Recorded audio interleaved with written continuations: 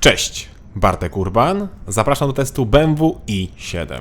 I tak wiem, i7 była już na moim kanale, tak samo jak i była 740 na moim kanale. Z tym, że teraz w moje ręce wpadła najmocniejsza dostępna wersja nosząca dumne logo M70. Czyli to nie jest M7, tylko taki jakby poziom niżej, bo w BMW jeszcze nigdy nie było modelu oznaczonego jako M7. Były i są modele M760, ale jak wiecie, to wciąż nie to samo. I to samo tyczy się wersji i7 M70, to jest po prostu bardzo mocna i usportowiona wersja 7, a nie auto sportowe. Zresztą, ciężko mówić o aucie sportowym, które ma 5 metrów 39 cm długości oraz waży, i teraz uwaga, 2770 kg. Tak, 2770, czyli niemal 2,8 tony. Szok.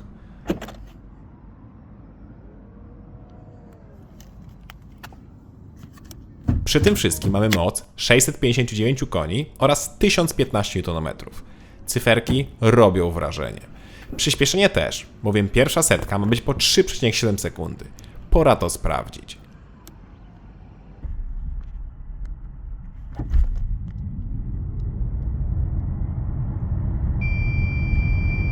Wynik jest nawet lepszy niż deklaruje producent, bowiem jest to powtarzalne 3,6 sekundy. Od 100 do 200 jest również szybko i auto potrzebuje około 8,5 sekundy. Auto ma nawet taką udawaną procedurę startu, gdzie całe drży i się telepie, udając silnik spalinowy. Śmieszne. Tak samo śmieszne są te różne dźwięki, które auto wydaje w zależności od trybu jazdy. Na szczęście, jak komuś się nie podobają, to można to wyłączyć. Aha, i czas od 0 do 100 w najwolniejszym trybie to 4,3 sekundy, czyli również piekielnie szybko. No dobra, ale do jazdy jeszcze wrócimy. Porozmawiajmy o wyglądzie, bo ten jest, no jakby to powiedzieć, brzydki? Ja niestety wciąż nie mogę się przekonać do przodu w nowej 7 i dla mnie jest on po prostu brzydki. Ku mojemu zdziwieniu, dużo osób, których pytałem się o wygląd tego auta, mówiło, że im się podoba, więc już sam nie wiem, czy ja jestem nienormalny, czy oni. Jedno wiem na pewno, auto robi wrażenie. Poważnie, każde na to auto spogląda, bo jest dziwne, kontrowersyjne i wielkie. Do tego w nocy ma wielki, świecący grill. I świecący grill to opcja, a także i można go wyłączyć. Mój egzemplarz miał też piękny, matowy zielony lakier i niezbyt pasujące felgi. I co ciekawe, felgi mają aż 21 cali, a na tak wielkim aucie wygląda jakby miały 18. Niestety, większych kół niż 21 cali wybrać nie można, ale są inne wzory, które no nieco lepiej pasują. W takim razie pora na bagażnik. Kufer ma 500 litrów pojemności i drugie dno ze schowkiem na kable. To, czego nie mogę pojąć, to jak w aucie, które może kosztować ponad 1 000 000, można mieć gołą blachę w bagażniku. No to jest super słabe.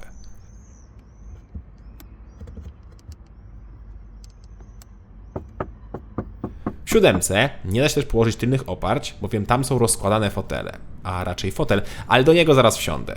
Przez chwilę zajmę miejsce w pierwszej klasie, a do biznesu zaraz się przesiadam. No auto jest wielkie, więc i miejsca jest dużo. Ale tak jak mówię, za pasażerem jest lepiej. Pora na pokaz.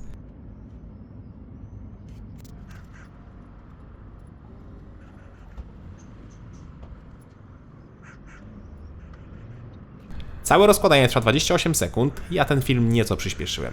I od razu dodam, że fotel pasażera z przodu przesuwa się tak, że ja ciągle widziałem lusterko siedząc na miejscu kierowcy. A z tyłu jest jeszcze jeden bajer, jakim jest ogromny 31-calowy ekran, który ma kinowe proporcje 32:9 i rozdzielczość 8K. Szok. Działa to naprawdę świetnie i po zalogowaniu się mamy dostęp do platform streamingowych i możemy podczas jazdy oglądać i się bawić. Cześć, Bartek Urban. Zapraszam do testu Volkswagena Passata. Obsługa ekranu jest za pomocą dotyku po ekranie, albo mamy dodatkowe ekraniki na boku w drzwiach, które są takimi małymi tabletami.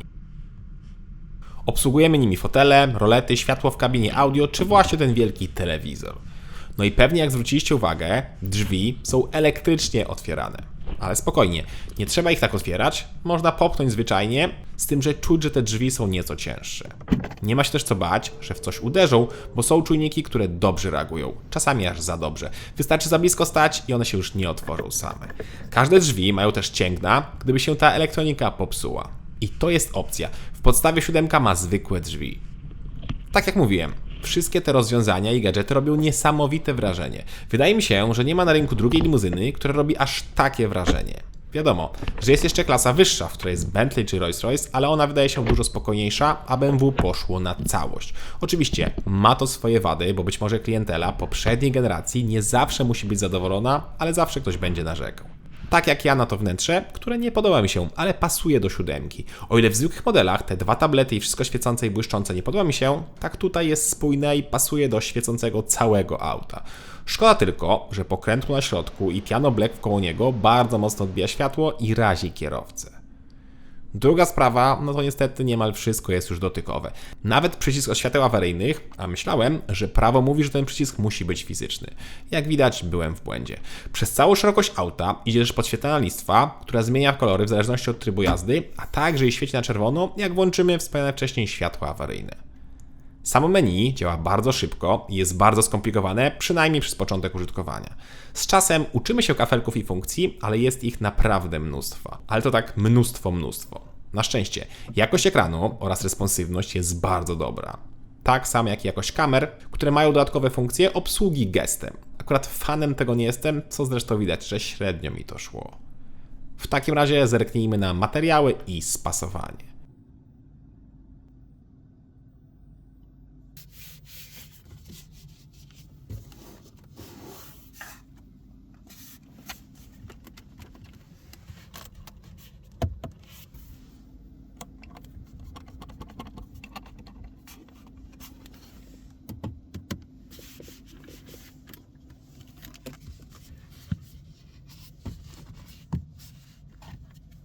Materiały są świetnej jakości, ale na przykład pojawiają się delikatne skrzypienia i rusza się ten element na tunelu środkowym. No i jest dużo piano black, które jest złe. I nie wiem, czy zwróciliście uwagę na początku, ale na kluczyku jest pokrowiec i to z kryształami Swarowskiego. Cena to jedyne 500 zł. To pora na schowki, a potem porozmawiamy jeszcze o jeździe.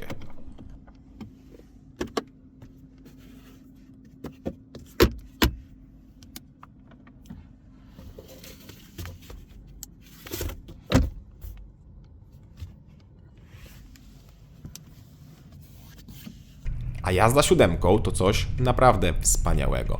Przez chwilę pominę fakt, że jest to elektryk i skupię się tylko na samych doznaniach, przy których mam tylko jedno słowo podsumowujące.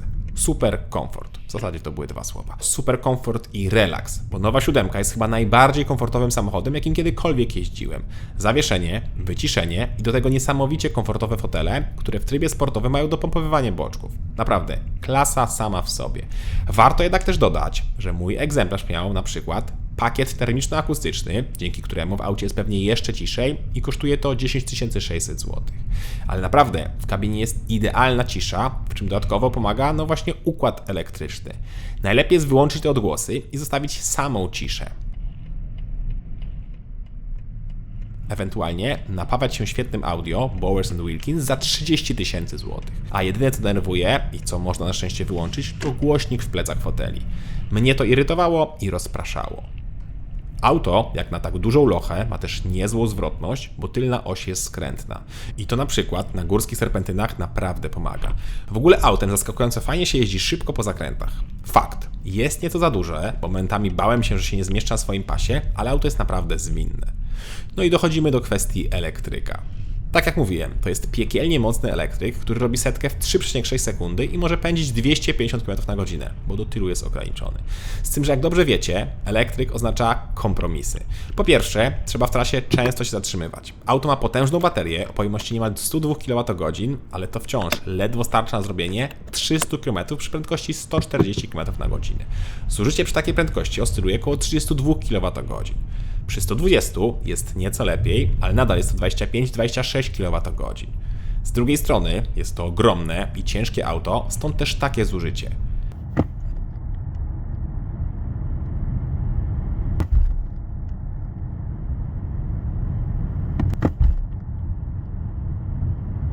W mieście ciężko jest zejść poniżej 20, a nawet i 25 kWh.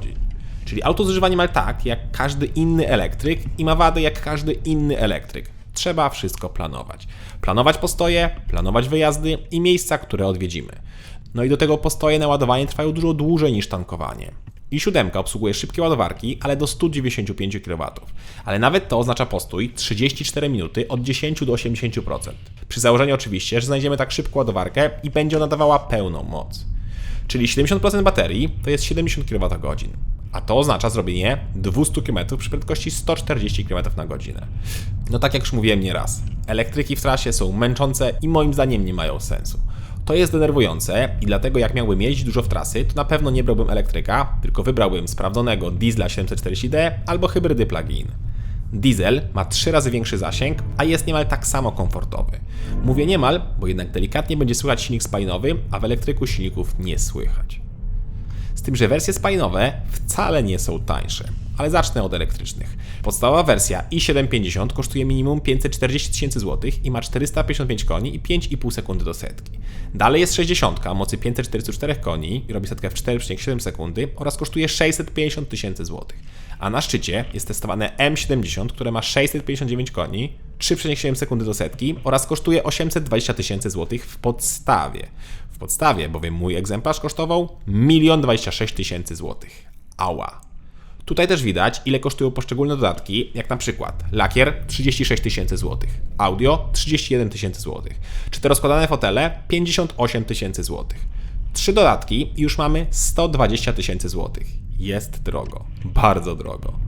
Spalinowe wersje w podstawie kosztują następująco. Za 3-litrowego diesla o mocy 300 koni trzeba zapłacić minimum 548 tysięcy złotych. Za odmianę plug-in hybrid 750e o mocy 489 koni trzeba zapłacić 643 tysiące złotych, a za wersję M760e, czyli też hybrydę plug-in, ale o mocy 571 koni, trzeba wydać 733 tysiące złotych. Wszystkie spalinowe wersje mają 3-litrowe silniki 6-cylindrowe i wszystkie są delikatnie wolniejsze niż elektryczne odmiany. Dodatki są tak samo drogie we wszystkich wersjach. Czyli tutaj wybór pomiędzy elektrykiem a wersją spalinową jest podyktowany tak naprawdę tylko widzimisię kupującego i świadomością, czy ma gdzie ładować i jak jeździ, bo cena jest niemal taka sama. A nowe BMW Serii 7 to auto, które robi wrażenie. Robi wrażenie pokracznym wyglądem, niesamowitymi bajerami oraz niesamowitym komfortem podróżowania oraz osiągami. Te ostatnie moim zdaniem są aż za dobre. Nie potrzebuję, żeby limuzyna robiła setkę w 3,6 sekundy, dlatego brałbym do tego auta diesla albo chociaż hybrydę plug-in i cieszył się niemal wszystkim tym samym, ale zdecydowanie większym zasięgiem w trasie. A jak miałby to być elektryk, to w zupełności wystarczyłaby nieco słabsza wersja, która ma te same bajery i jest tak samo wygodna. A pod względem komfortu restaurowania i ciszy, to 7 jest chyba obecnie liderem w swojej klasie i wygrywa z S-klasą oraz Audi A8. To jest już naprawdę poziom Bentleya i Rolls-Royce'a pod tym względem. Oczywiście, możecie powiedzieć, że brakuje jej klasy, ale jest jednak skierowana do nieco innej klienteli. No i jest też nieco tańsza od tych dwóch arystokratów. Cześć!